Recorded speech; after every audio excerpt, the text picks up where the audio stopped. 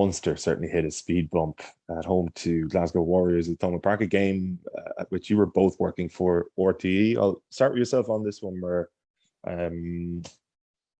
geez, I actually don't know where to start with it, because on the one hand, I feel as though it was a chastening defeat, as you described it earlier on.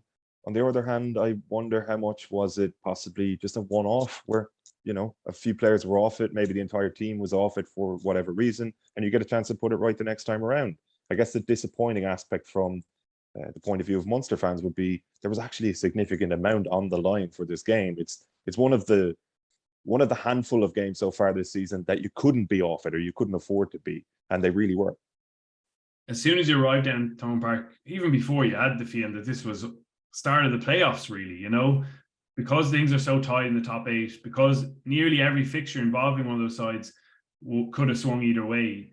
It felt like that, and that's the disappointment, is that they didn't, to my mind, mentally, they didn't look at the pace in that first half. It was lethargic, it was not fully focused, and Glasgow, to their credit, took absolute advantage of that. I think the story is very much, even more so, about how good Glasgow were. I thought they were just phenomenal. They looked so well coached, but it was a big regression in terms of Munster and the wave of momentum they kind of been riding, and the fluency of their play, and the way they'd managed to marry what they're doing in attack now with a base level of physicality that wasn't there. And you saw how frustrated Graham Rowntree was about it after the game, and rightly so. Their front five, the tight five, they weren't good enough in this game. They lost a lot of collisions. They, to my mind, didn't work as hard as they've been working in previous games, and they've kind of set a really high standard for themselves in that regard. So a very, very tough day for them, and it leaves them,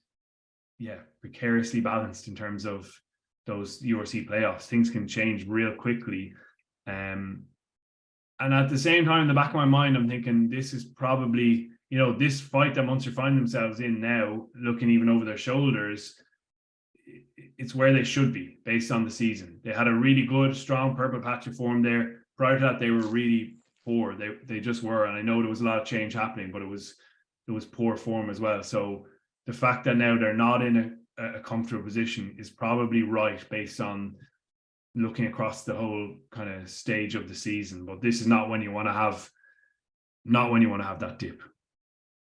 Yeah, maybe they have averaged out, Birch, and here they are looking over their shoulders for certain, because there is an absolutely live possibility now, not only that they miss the playoffs, but they miss out in Europe as well. Connacht is suddenly breathing down their necks, and what's amazing about that, and Murray has sort of alluded to it there, is like how different have the conversations been that we've been having about those two teams, and yet there are now 4 points between them in the table, and you could argue with Munster's fixtures, like those 4 points aren't worth much.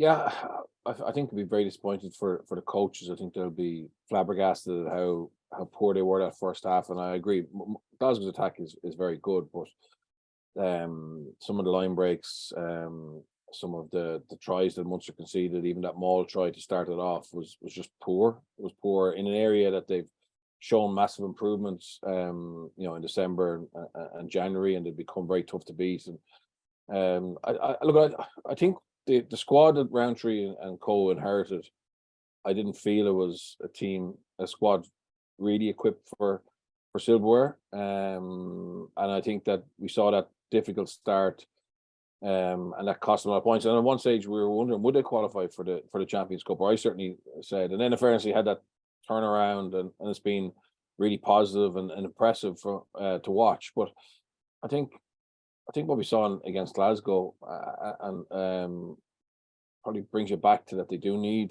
to make some changes to their squad. And I know, they've changed Fekitoa for another excellent centre. I'm not sure how much resource is there, or how many non-Irish qualified players they can bring in.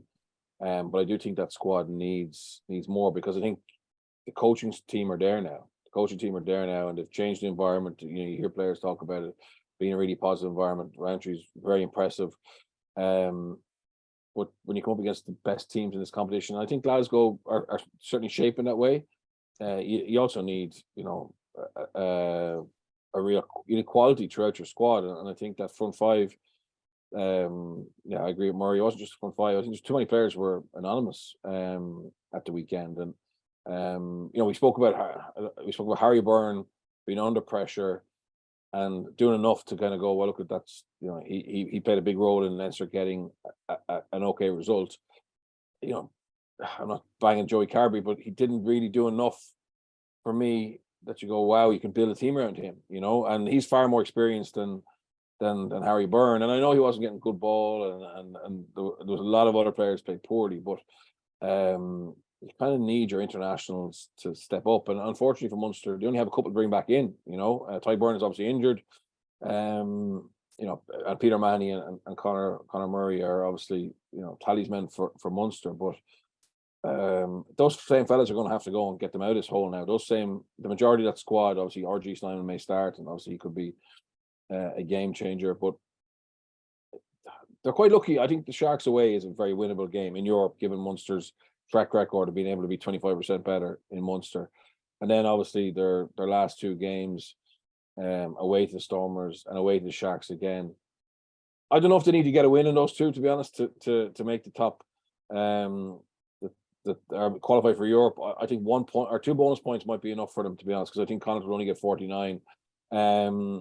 But it's dangerous, it's a dangerous place to be for them now, because obviously one Welsh team is going to make Europe.